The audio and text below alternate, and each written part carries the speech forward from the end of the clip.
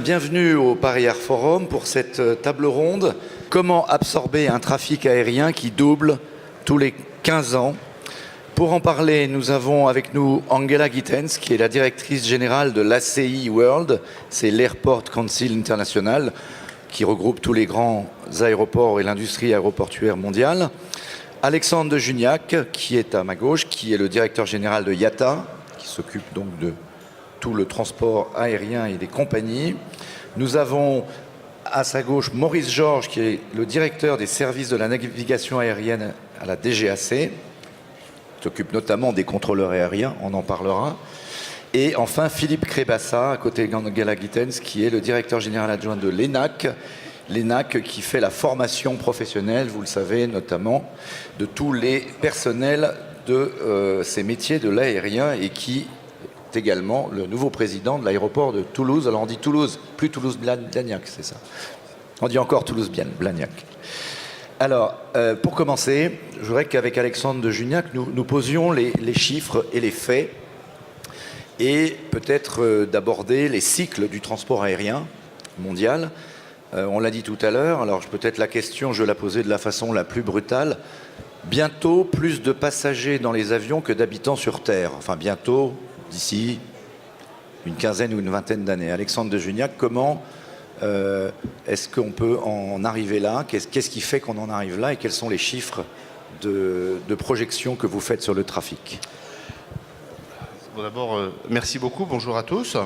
Alors, la tendance du transport aérien, c'est de croître un peu plus vite que la croissance mondiale, en général, comme le commerce mondial, à un niveau qui est entre 4 et 5, 4 et 6% par an. Et ça, c'est vrai depuis les années 50. Quand on regarde les projections que nous faisons, nous, IATA, à partir de maintenant, sur les 20 prochaines années, la tendance devrait continuer au même rythme, hein, c'est-à-dire à peu près 5% par an. Et donc le trafic qui aujourd'hui s'établit à 4,1 milliards de passagers tous les ans, c'était le chiffre de 2017, devrait passer à 7,8 milliards, 7,9 milliards passagers en 2035. Ces prévisions étant des prévisions considérées comme conservatrices. Donc effectivement, comme vous dites, doublement du nombre de passagers et on devrait excéder le nombre d'habitants sur la Terre dans les 18 prochaines années. Voilà. Sachant que ce trafic va se déplacer, c'est la Chine et l'Inde, pour faire court, qui vont tirer l'essentiel de la croissance mondiale. D'ailleurs, la Chine devrait devenir le premier pays en nombre de passagers en 2024 et l'Inde devrait rejoindre vers 2032-2033. Voilà, si les perspectives se confirment. Il n'en a pas toujours été ainsi. Il y a eu des chocs dans le secteur de l'aérien. Il y a des cycles. Il y a eu le cycle après le choc de 2001. Il y a eu la crise de 2008.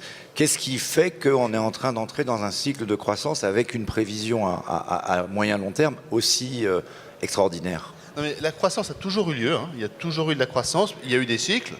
Après, donc, vous avez eu le cycle, vous avez eu la guerre du Golfe, première guerre du Golfe. Ensuite, il y a eu le 11 septembre suivi du SRAS. Ce sont des anicroches, si je puis dire, des moments où ça baisse, mais dans une tendance de long terme qui monte. Il y a eu aussi une baisse après 2008, après la crise financière. Mais globalement, le trafic a continué à monter. Toujours. Alors, ce qui est vrai, c'est qu'il y a des cycles économiques pour les compagnies aériennes, en général, qui durent entre 8 et 9 ans. Et là, nous en sommes entre la 8e et la 9e année du cycle positif des compagnies aériennes. Donc, dans nos prévisions économiques, nous disons que nous sommes au pic du cycle. D'ailleurs, nos prévisions pour 2018 sont un tout petit peu inférieures en termes de profitabilité à celles de 2017. Voilà. Alors la question que tout le monde se pose, c'est comment maîtriser, absorber cette croissance. C'est la question qui nous est posée. Cette augmentation du trafic, ça veut dire plus d'avions, plus de pilotes probablement, plus de contrôleurs aériens, on en parlera. Il y a également peut-être une question de productivité globale des facteurs, comme on dit, c'est-à-dire comment est-ce qu'on peut avoir plus d'efficacité pour optimiser la gestion de ces vols. Et puis peut-être aussi plus de nuisances, le bruit, les questions de pollution. Comment est-ce que l'industrie du transport aérien se prépare à cette évolution? Et est-ce qu'il y aura des bouchons, si je puis dire, comme il y a sur la route, dans le ciel demain? Alors, nous avons deux sujets de préoccupation et on a pris un engagement pour essayer de surmonter les difficultés que nous avons. Les deux sujets de préoccupation, le premier de très très loin, c'est qu'on pense qu'il y a une crise d'infrastructure qui se profile. C'est-à-dire qu'il n'y a ni assez d'aéroports, ni un contrôle aérien suffisamment efficace du ciel pour absorber la croissance.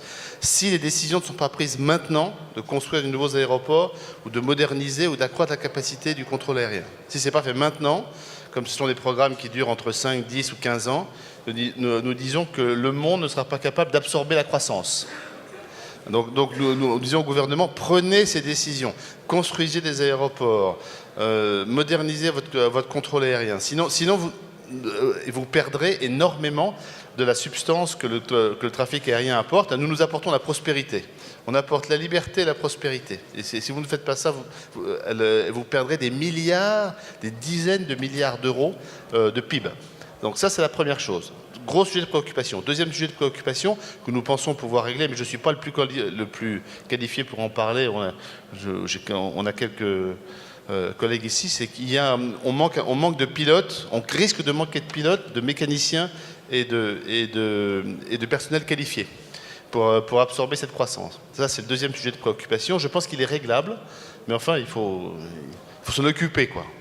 Et puis, on a pris un engagement pour essayer de surmonter les problèmes que ça risque de poser en matière d'environnement.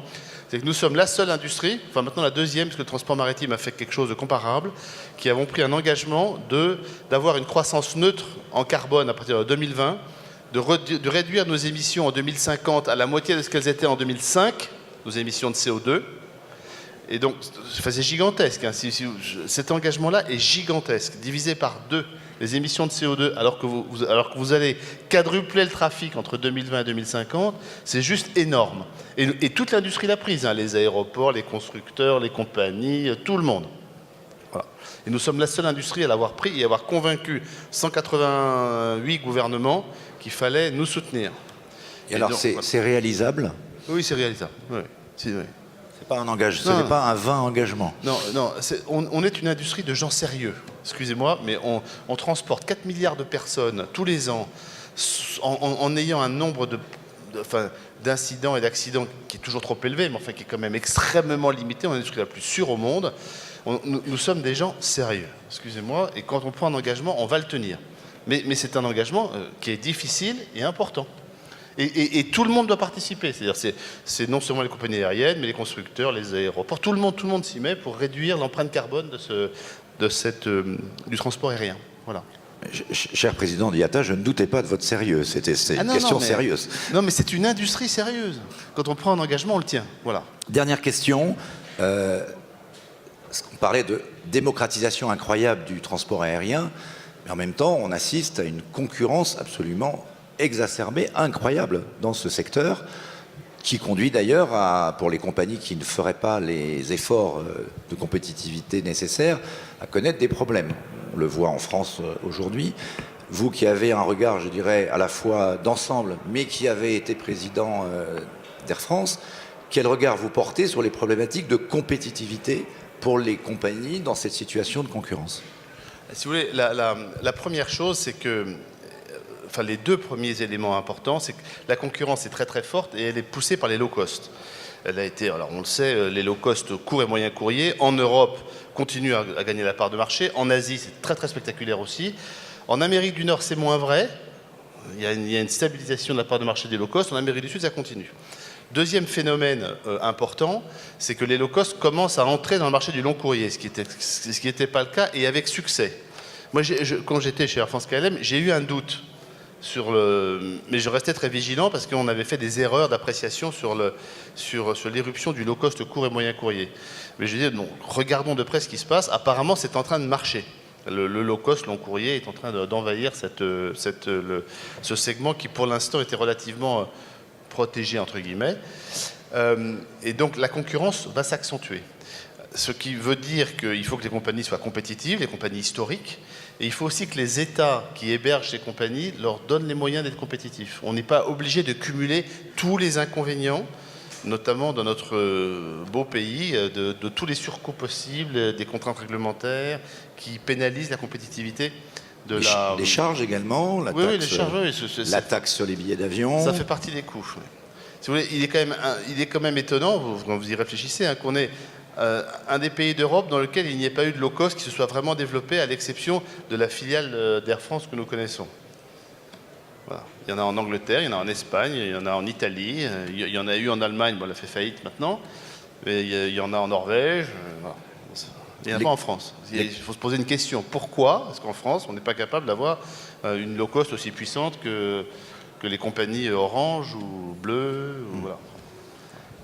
Allez, Augustin de Romanet a parlé de la perspective possible qu'ADP devienne privé, à une date encore incertaine, mais qui pourrait être d'ici l'an prochain. On sait que Air France, ou les compagnies aériennes en général, ont avec ADP une relation évidemment très forte, puisqu'il y a la question des redevances.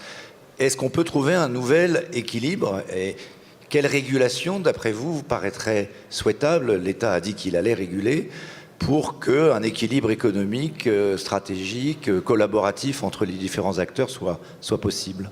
Vous poserez aussi la même question à Angela, parce que bien sûr, j'ai bien l'intention. Voilà. J'ai bien l'intention de la poser à Angela, mais j'en terminais avec vous, voilà. Alexandre. Simplement, non. Dans les relations entre les compagnies aériennes et les aéroports, que nous ne soyons pas d'accord sur le montant des redevances, c'est-à-dire que nous trouvions que nous, les compagnies aériennes, on paye trop cher et que les aéroports trouvent l'inverse, c'est pas d'une originalité frappante. Hein. Voilà, donc ça, on s'engueulera toujours sur le montant des redevances, de toute façon, et c'est pas malsain en réalité. Ça, c'est la première chose. En revanche, on a par ailleurs 90% d'autres intérêts communs. Parce qu'il n'y a pas de bon aéroport sans bonne compagnie et de bonne compagnie sans bon aéroport. Hein. Donc on a beaucoup d'intérêts communs. D'ailleurs, on a pratiquement 9 ou 10 programmes où nous travaillons avec les aéroports pour améliorer votre expérience au sol, en utilisant une nouvelle technologie, puisqu'on sait que c'est un sujet pour vous. On sait que vous en avez marre de présenter 4 fois des documents d'identité différents, de vous mettre tout nu devant le gars de la sécurité. Enfin, c'est un peu lassant. Voilà. Donc on essaie d'améliorer ça, on fait ça ensemble. Donc on a beaucoup de choses en commun. Alors maintenant, sur la privatisation, on a une position, nous, qui est un peu, qui est un peu réticente, non pas opposée, mais réticente. C'est-à-dire qu'on dit au gouvernement, avant de privatiser, posez-vous 2 questions. Est-ce qu'il n'y a pas d'autre solution que de privatiser, que de céder? Il y a la concession, il y a le management contract, enfin, il y a plein de solutions. Regardez toutes les solutions avant de vous précipiter dans la privatisation en pensant que c'est une solution magique. Nous disons que ça n'est pas une solution magique, et je dirais même que notre bilan des privatisations des aéroports, vu de nous, Angela dira probablement le contraire, mais vu de nous n'est pas bon. Voilà, donc on dit attention. Premier élément. Et on dit deuxièmement, si vous privatisez, faites un certain nombre de choses ou évitez un certain nombre de choses, mais surtout prenez en compte l'intérêt de l'aviation. C'est ce qui nous soucie un petit peu dans le projet là, français, c'est qu'on a vu beaucoup de choses sur l'intérêt financier de l'opération, ça on a vu plein de choses. Hein. Sur l'intérêt de l'aviation, on ne sait pas bien où il est. Or c'est quand même pour ça qu'on fait ça. On fait ça pour que les compagnies se développent, pour que les passagers aient des hubs ou des aéroports régionaux qui marchent, c'est pour ça qu'on fait ça. C'est pas uniquement pour faire rentrer de l'argent dans la caisse de l'État, ce qui est très bien, j'étais dans cette position avant, donc voilà, je vois bien pourquoi. Mais en général, quand le seul objectif est de lever de l'argent, je peux vous dire, à la fin, ça marche pas bien. Et les compagnies aériennes sont furieuses, parce qu'elles payent beaucoup plus cher pour un service qui n'a pas, s'est pas amélioré, puisque c'était pas le sujet. Très bien, merci beaucoup Alexandre de Gignac, j'en arrête là, j'arrête de vous torturer et je me tourne vers Angela Gittes. On va parler du rapport qualité-prix aéroport et transport aérien. Maybe Angela, I'm going to speak English to be polite with you. So you are the Directrice Générale, Managing Director of ICE World. You're coming back from Brussels. You took the Eurostar yesterday. We spoke late last night to prepare this meeting, and I would like to know how airports are going to accommodate that level of growth. What are you doing at the ICE? What do you say to governments and to people who have to manage the big infrastructures that like airports? Well, first and foremost,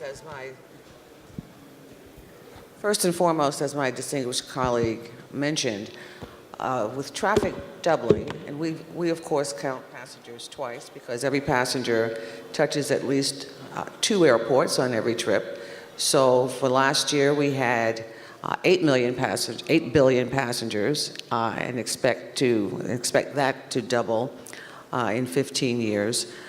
So we start with the fundamentals. Safety, safety, as Mr. Dejuniak mentioned, we are the safest means of transport. To stay that way with the doubling of traffic, that means we have to improve on what we're doing. And the industry, along with government and ICAO, the international regulator, are making great strides in ratcheting up the level of safety at airports and in the rest of the system. Security, obviously, this has been a part of civilization that has been targeted, and we recognize we cannot keep handling aviation security the way we have been doing it and meet the demand for air service. It's impossible. So we're working with IATA, with governments, on improving, changing the security regimen to make it more risk-based, to make it more efficient and more effective and more resilient. Unfortunately, when it comes to security, you can't, yesterday's solution will not work for tomorrow's problem because it continues to adapt. So we put a lot of attention and work in that. As Alexandra has mentioned, the issues of border control, identity, processes within the airport, before people get to the airport, that has all got to change. And we're seeing some receptivity in that recently, with a lot of pilots going on by governments and with airports and airlines on one identity, using biometrics, making the system faster, more efficient, and more effective. But when it comes down to it, we will need more infrastructure. And interestingly, although China and India and certain other parts of the world do have fast growth, they are indeed getting infrastructure investments. And where you see it lagging behind, one of the worst places is Europe. Europe is growing faster than the world average, yet is probably one of the slowest in terms of investing in additional infrastructure. And with Europe, it's not necessarily money, it's lack of political will, it's lack of acceptance of aviation infrastructure. Even though the industry, along with government, are making strides in environment and reducing the impact of aviation as an industrial, airports are an industrial center, reducing the impacts of noise, of CO2 emissions, of air and water quality, there's still that resistance to having, to accommodating air service demand, and that's going to have to get broken, both on the airspace side as well as the airport side, the ground side. Well, if not, no, it's okay. If nothing is done, we are going to lose business and passengers in Europe. Everybody in the world wants to go to make tourism in Europe. Chinese people, we are very attractive for that. If nothing is done, are we going to lose passengers? I believe Eurocontrol. Do you have a figures projection of what we could lose if we do nothing? I believe Eurocontrol has come out with an analysis, and I'm afraid I don't remember the numbers, and I hope you do, Alexandra. I hope you do. That Europe loses in terms of economic impact in the tens of billions. The level of delay, and this is not real because you actually lose the traffic, but if you just look at the level of delay, if it's now an average of 29 minutes per passenger, it goes up to 2.5 hours per passenger. And at that point, you really you cannot deliver the service. You cannot deliver the passengers, so people will not be able to travel to Europe, and the demand shifts. It will go east. It will go where there is a supply. So Europe will lose out. I mean, it's a very attractive center, but it's basically shutting its doors. Last question. You are working with IATA on worldwide slots guidelines. How do you think, and when do you think it will be operational to have more optimized traffic? Well, we hope we have various task forces that are meeting actually right now, and we hope to have some activities concluded by the end of the year. We have to get back to the International Civil Aviation Organization by next September, October 2019 with a report. So we hope to have certain. It's a long process. I mean, this is not a one-shot deal. So we hope to have certain changes institutionalized by the end of this year, and then the work will keep going because it's a complex issue, because everything you do touches everything else worldwide. So this will be an ongoing process, but the kind of some fundamental changes will get made, will get recommended this year, and we'll report to the international organization next year. And very last question for Augustin de Romanet. In the world there are private airports and public airports. What is the best model according to you? There's no one-size-fits-all. I mean, we have seen success with a range of models, from government-owned to corporatized to management contracts to concession leases to build, operate transfers, and to pure, what would we call it, pure privatization, where all of the shares are on the public market. That is a very small percentage. There's very few of those. For the most part, government keeps some level of ownership or governance, and is looking for the most part, most governments go to privatization, what we call privatization, which is having private interests within the airport. For the most part, most governments do it to get capital investment. They have many calls on their tax revenue, schools, hospitals, roads, institutions that usually you're not going to get private investment in. Airports is one of the assets that governments have that has been seen to be able to attract private investment.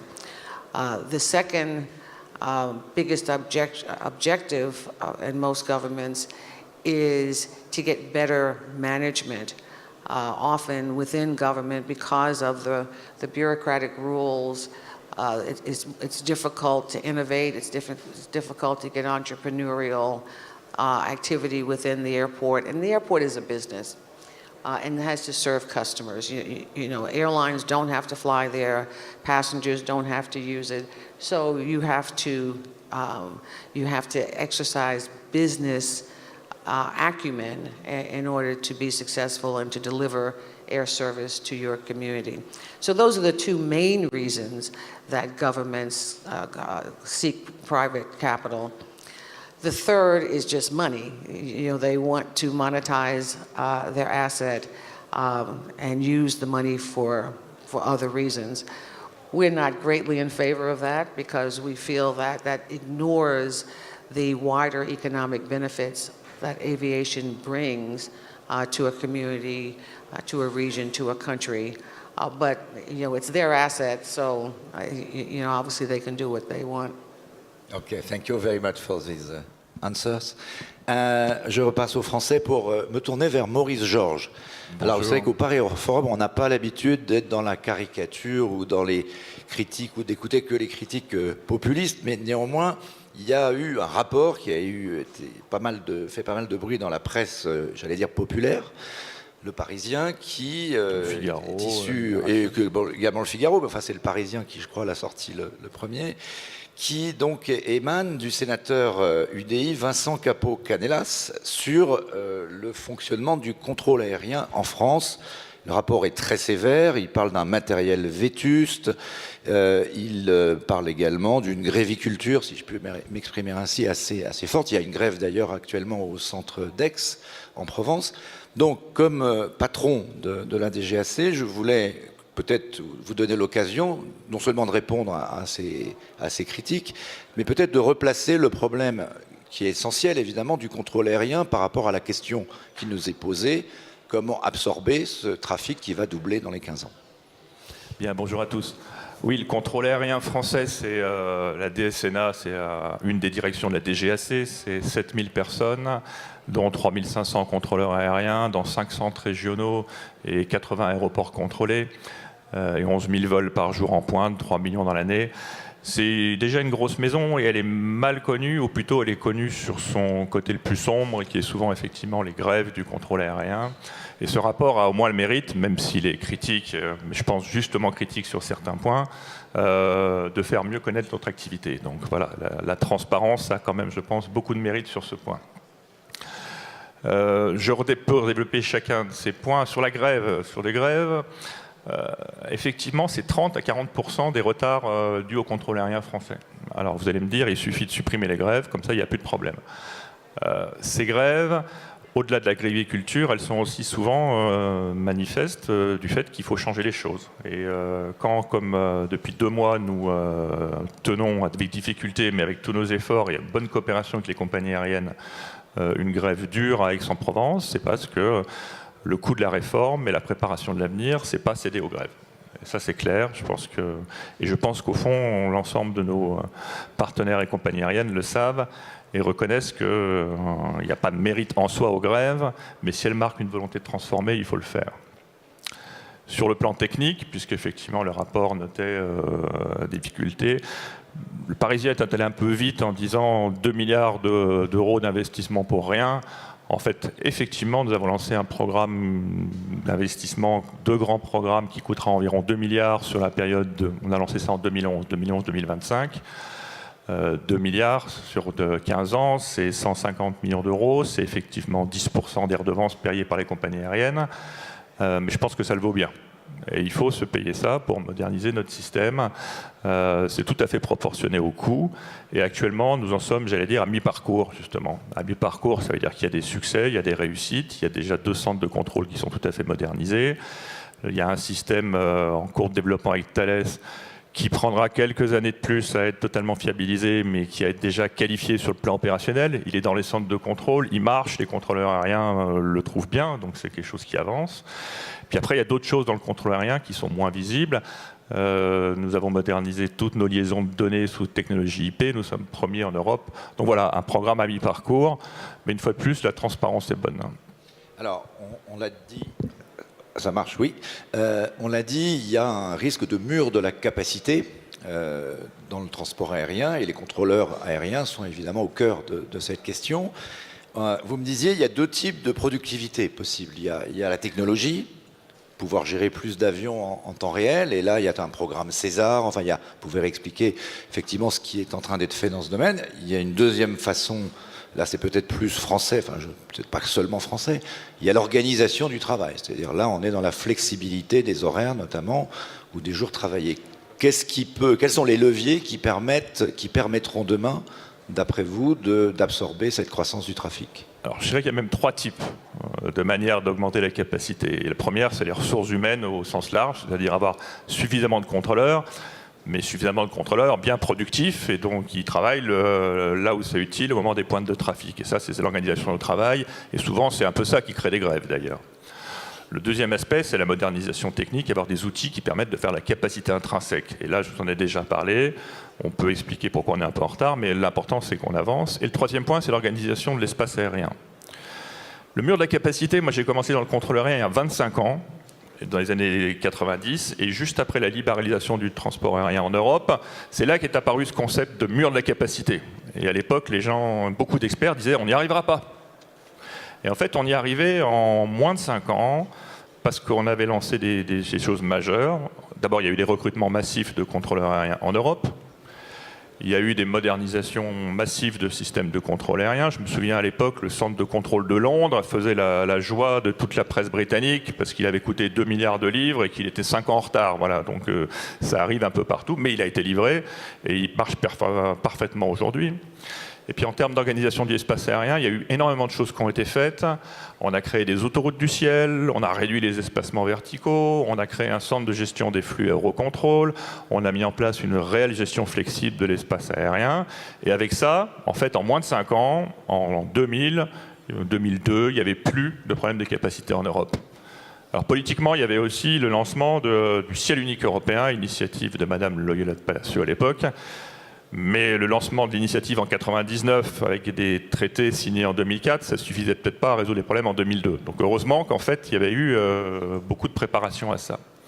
Et aujourd'hui, 25 ans après, on est de nouveau au mur de la capacité. Alors il y a 2 manières de le voir. D'abord, effectivement, le trafic il a augmenté de 5% en moyenne, même s'il y a eu une crise en 2008. Mais on peut se poser la question de savoir si on a tiré les leçons d'il y a 25 ans. Et la réponse, c'est oui et non, ou plutôt non et oui. Là, je pense qu'on n'a pas tiré toutes les leçons. C'est que la période 2000-2010, peut-être même jusqu'à un peu 2015, la capacité était là parce qu'il y avait les acquis de 10 ans d'efforts. Il y a eu quand même une certaine stagnation du trafic aérien. La crise de 2008 a été très forte sur le transport aérien. Les compagnies aériennes ont repris de l'activité en remplissant plus leurs avions. Mais le trafic lui-même, il a en fait stagné au global jusqu'à 2015. Il a fallu attendre 2015 pour revenir au même niveau de trafic qu'en 2008. Et pendant cette période-là, je pense qu'on a mis un effort certain avec toutes les autorités européennes, etc., pour réduire les coûts. Et il le fallait, parce que là, il y avait des vrais enjeux de compétitivité pour le transport aérien, avec la crise de 2008 notamment. Mais en Europe, on a peut-être un petit peu tardé quand même à préparer l'avenir, notamment en termes de recrutement de contrôleurs aériens. Là où il y a eu des choses positives, c'est qu'il y a eu des énormes efforts de productivité qui ont été faits, et ça c'est des acquis pour l'avenir. Que l'Europe a quand même lancé un programme technologique César qui visait un peu tous azimuts, la réduction des trajectoires, la sécurité, la performance, mais les fondamentaux sont là. Et même en France, si en 2008, je vous parlais qu'il fallait 150 millions d'euros, ces 150 millions d'euros, on les a coupés. Ça veut dire qu'on a juste gardé les 100 millions d'euros qu'il fallait pour maintenir les systèmes. Et ça, c'était pour ne pas augmenter les redevances en 2008. Et je pense que c'était stratégique sans doute pour les compagnies aériennes, mais on a pris un certain nombre d'années de retard avec ça. Aujourd'hui, on en est où? On en est où? C'est effectivement, il manque de contrôleurs aériens partout en Europe. Et ça, il y a eu des déclarations récentes encore hier, alors de votre partenaire direct, l'A4E, l'Association des compagnies aériennes en Europe, mais qui note bien le drame des graves françaises. Mais si vous allez jusqu'au bout du communiqué, vous voyez que derrière, il y a une question de manque de contrôleurs aériens partout, en Europe, en Allemagne. Et si vous allez même à l'intérieur des choses, certes, nous, on est plus visible en termes de difficultés sociales, mais nos partenaires en ont quelques-uns aussi. Donc là, je crois qu'il y a un besoin et il faut avancer là-dessus. César, c'est un programme qui est lancé depuis un certain nombre d'années, qui a déjà des résultats acquis, mais qui doit aller un peu plus loin pour que l'ensemble des systèmes européens soient modernisés, et pas seulement les Français, et qu'ils soient interopérables. Il n'y aura pas un système unique de contrôle aérien en Europe, parce que ça fera un monopole industriel, mais il faut qu'il y ait quelques grands acteurs, alors Thales, mais l'Espagnol Indra et quelques autres, et que ces systèmes soient interopérables. Et ça, c'est un vrai enjeu d'harmonisation européenne, et il faut qu'il y ait un peu de pression sur les industriels aussi sur ce point, sinon le coût des logiciels explose, et c'est pas bon pour le transport aérien. Troisième point, je sais que je suis un peu long, mais je voulais finir là-dessus. En termes de gestion de l'espace aérien, on n'a pas les solutions faciles qu'on avait simples qu'on avait il y a 20 ans. On ne pourra pas refaire de nouvelles autoroutes puisqu'elles existent. On ne pourra pas réduire plus l'espace aérien puisqu'elles existent. Et le centre de contrôle d'Eurocontrol, il existe. Il a été renommé maintenant Network Manager parce qu'il est sous l'autorité communautaire, mais c'est quand même la même base. Par contre, ce qui existe demain, c'est qu'on a beaucoup progressé pour faire que le contrôle aérien, ça soit vraiment un jeu collectif, gagnant-gagnant entre tous les acteurs. Les compagnies aériennes, le contrôle aérien, les aéroports, les pilotes, les contrôleurs, des nouveaux entrants. Actuellement, Lido, Jepsen offrent des outils.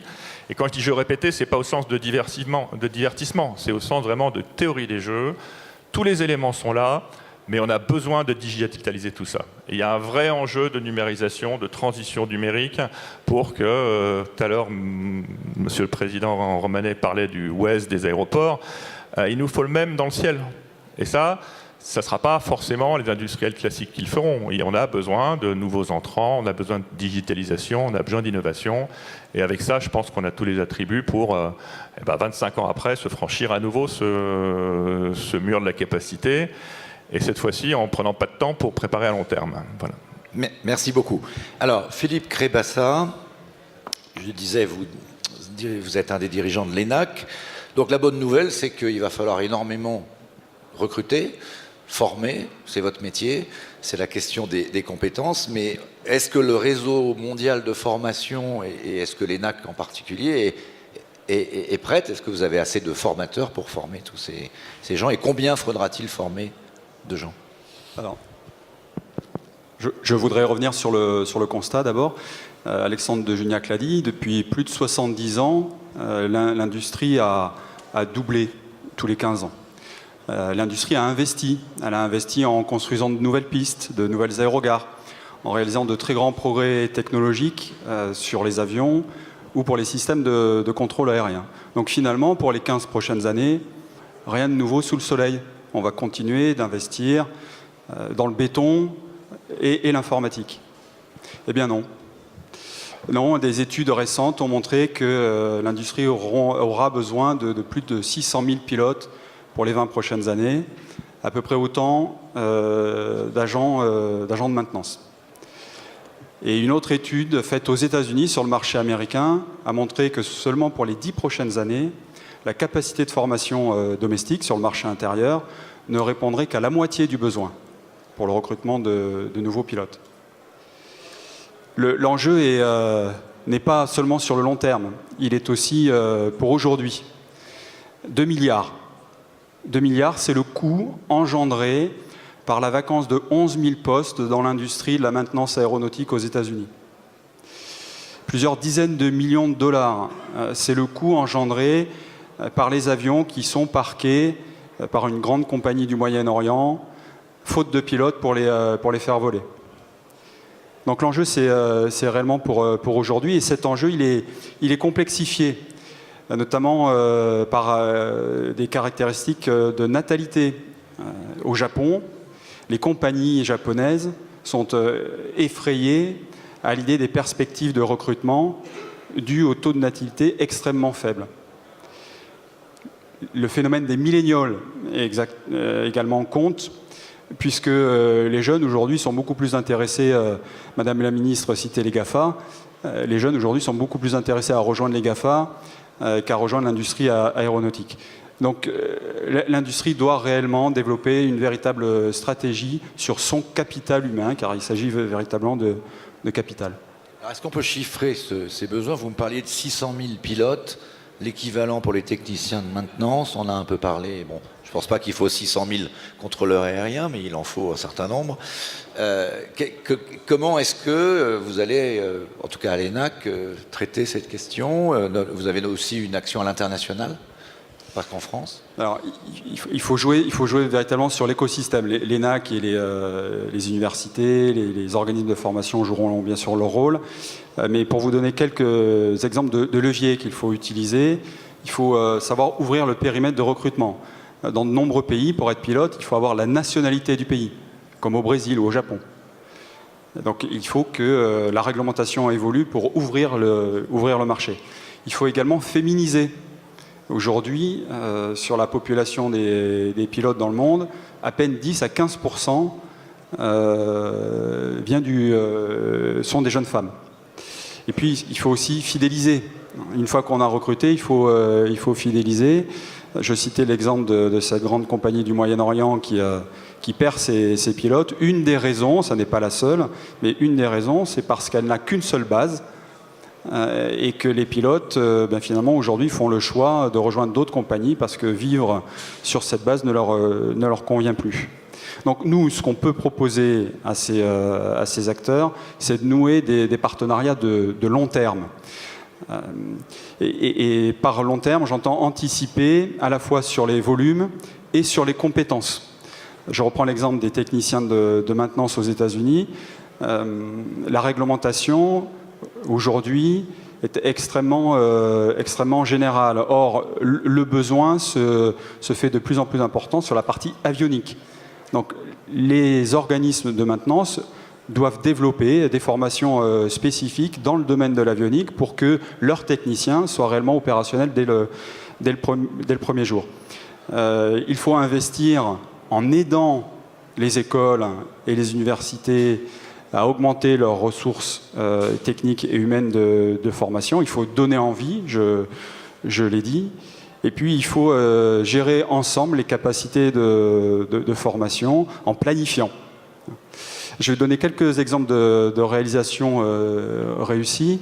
Nous avons noué un partenariat avec l'OACI. Nous sommes la seule université non canadienne à avoir ce type de partenariat avec l'OACI pour délivrer une formation diplômante partout dans le monde sur la gestion de la sécurité aérienne. Et Dieu sait si c'est important pour soutenir un doublement du trafic tous les 15 ans.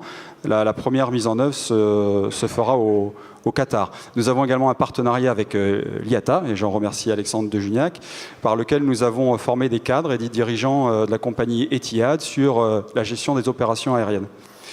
Enfin, un troisième exemple, nous allons signer aujourd'hui à 11h30, donc je vous invite à participer à cette signature, un partenariat avec l'Académie de l'aéroport de Hong Kong pour former là aussi des cadres et des dirigeants de 10 pays de la zone ASEAN.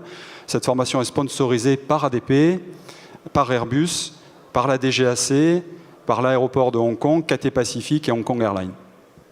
On parlait également avec Maurice Georges des technologies, donc la digitalisation, peut-être demain l'intelligence artificielle. Est-ce que ça fait partie du nouvel appareil de formation? Et là aussi, on ne sait pas très bien jusqu'où l'intelligence artificielle va venir automatiser plus ou moins un certain nombre de process. On sait que les drones volent tout seuls. Alors je ne sais pas si les avions de demain seront des drones, peut-être pas tout de suite, mais en tout cas, est-ce que vous prenez en compte cette dimension dans les formations? Alors pour l'avion sans pilote, ce sera certainement une réalité, mais pas dans les 20 prochaines années. Technologiquement, je n'ai aucun doute que nous y parviendrons. L'enjeu principal pour moi, c'est l'acceptabilité sociale. Voilà. Quand les passagers seront-ils prêts à monter dans un avion totalement sans pilote. Enfin, pour revenir sur la digitalisation en particulier, c'est la raison pour laquelle il est essentiel que les universités et les organismes de formation professionnelle aient aussi des activités de recherche et développement. C'est ce que nous avons, notamment sur le traitement massif des grands volumes de données ou sur la gestion de la navigation par satellite. Merci beaucoup. Peut-être Maurice Georges, je vous ai pas posé la question, mais l'automatisation et également l'arrivée des drones, qu'est-ce que ça a comme impact sur le contrôle? Alors, les drones, c'est effectivement un bon stimulant. Je souhaite qu'on leur fasse de la place et on travaille pour qu'on puisse les intégrer dans le trafic aérien, mais je pense que les 11 000 vols par jour, essentiellement commerciaux, ils aimeraient qu'on leur réserve de la place aussi. Donc je pense qu'il faut proportion un peu garder sur l'usage de l'espace aérien. Sur l'automatisation, j'ai lu quelque chose de très intéressant sur les développements du système du jeu de Go automatique Google DeepMind récemment.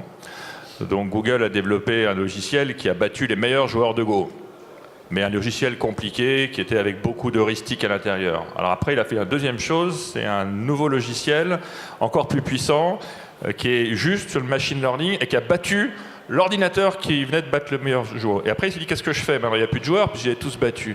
Et ben, DeepMind, il se recycle, et maintenant, ils ont rendu compte que l'avenir, c'était en fait l'intelligence artificielle pour la formation des joueurs de Go. Parce que c'est très compliqué de former un joueur de Go, ça prend des années et on ne sait pas trop comment le faire. Ben, je pense que c'est une parabole qui est assez intéressante en fait dans l'aéronautique. Évidemment qu'on a besoin d'intelligence artificielle, mais je pense qu'on a besoin d'intelligence artificielle, pas forcément pour remplacer la valeur humaine opérationnelle, mais pour les aider à être mieux formés et à mieux faire leur boulot. Je pense que c'est un peu dans cet esprit-là qu'il faut voir l'automatisation du transport aérien en général. Alexandre de Juniac, est-ce que Uber rêve de voitures autonomes? Est-ce que les compagnies aériennes rêvent d'avions drones sans pilote? Ça sera plus simple à gérer? Moi, je crois que la vraie limite, c'est le passager, là. Je ne sais pas si vous, dans la salle, vous êtes prêts à monter dans un avion sans pilote. Réfléchissez-y. Ça discute, hein. Je pense que vous n'êtes pas prêts, en fait. Je ne suis pas sûr d'être prêt non plus, hein, je vous rassure. Même si je pense que ça marche, hein, ça pourrait marcher. Mais la génération de nos enfants, peut-être. Mais nous, je ne suis pas sûr. Bon, pas tout de suite. Merci. Alors, il nous reste 2-3 minutes pour des questions dans la salle. Est-ce qu'il y a des questions? Et on va vous passer un micro. Merci de vous présenter si vous posez une question. Et puis merci. Allez-y. Oui, merci de vous présenter si vous posez une question et de poser, si possible, une question. Là-bas.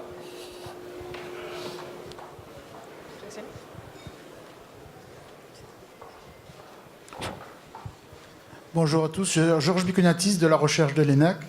Alors c'est une question adressée à tous, mais plus particulièrement à M. de Juniac, sur le challenge sur tout ce qui est environnemental. Quels sont les domaines, les sujets qu'on doit traiter en recherche au plus vite pour faire face à ce challenge? Merci de votre réponse. Vu de nous, vous avez les deux sujets environnementaux de l'aérien, hein, c'est le bruit et le CO2. Sur le CO2,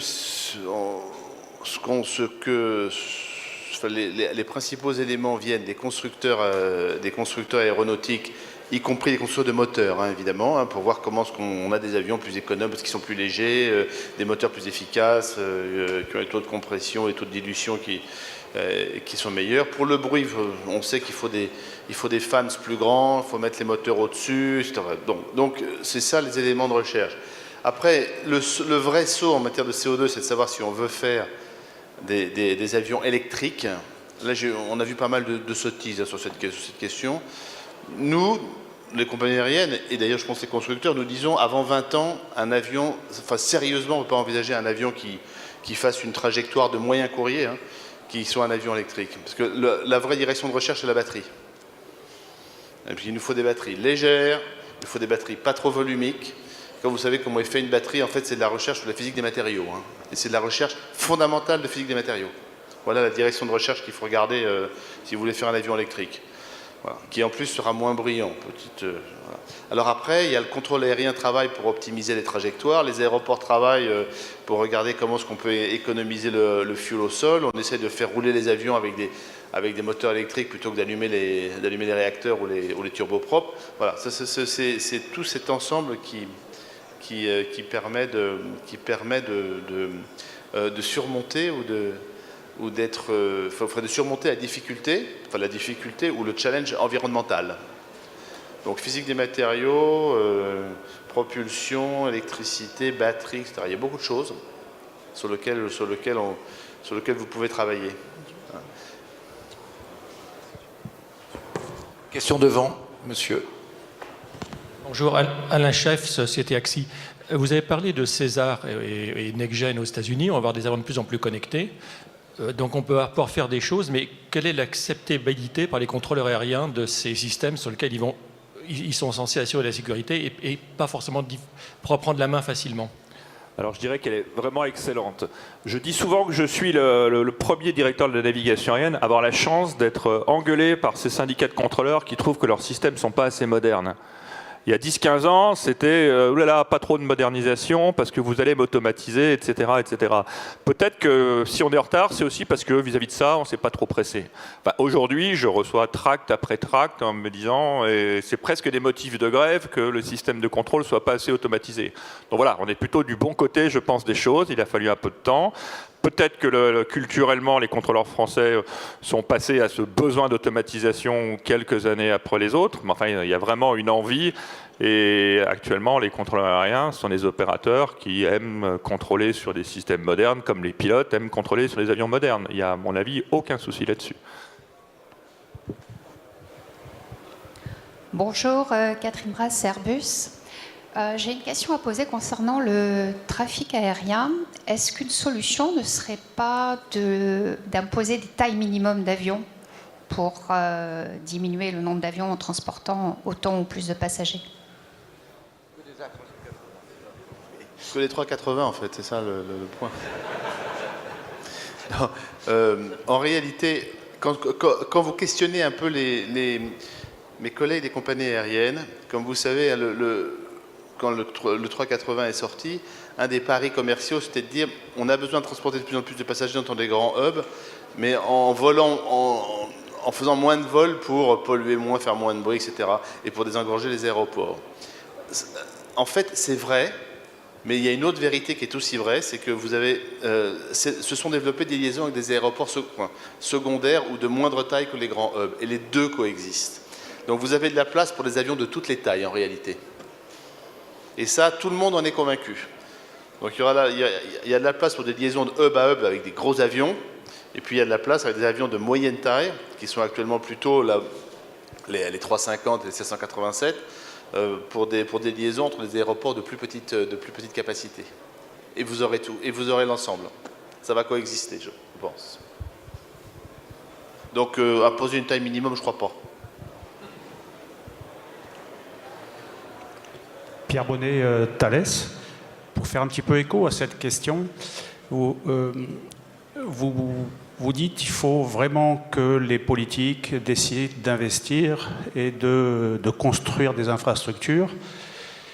Il y a un axe qui est d'aller vers le gigantisme, c'est-à-dire toujours plus grand, un Roissy plus grand, un Orly plus grand, etc. Sur l'expérience de Notre-Dame-des-Landes, comment vous ne pensez pas qu'il y a aussi une possibilité d'utiliser le tissu d'aérodromes secondaires dont vous parliez à l'instant, tout en les maintenant dans un niveau de croissance qui soit compatible avec l'acceptabilité ou l'acceptation des populations et la volonté politique? I'm not sure I understood the full question. Do you want to answer that question? Or? I think I need a better translation. Ah, you did in English. Do you want to speak again in English? One path is to create bigger airports to allow the increase of passenger. But with the experience of Notre-Dame-des-Landes here in France, and considering the fact that a lot of secondary airports exist in France, but also in Europe, do you think that another path could be also to use those secondary airports, but maintaining the level of size to a reasonable size to allow political decision and acceptance from the population? Well, I think that will get us to some extent. I don't think that's going to be able to absorb the traffic.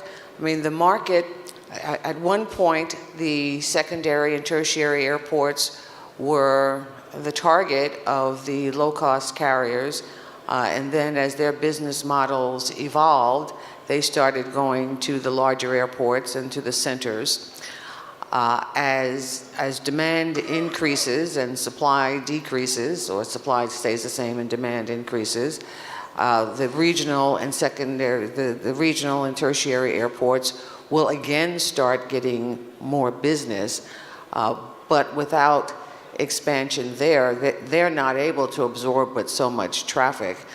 And to the extent that in some of those areas, there is resistance to expansion or to more noise or to operations off hours, after 10 and before 6 in the morning, they're not going to be able to play that larger a role in absorbing a doubling of traffic in 15 years.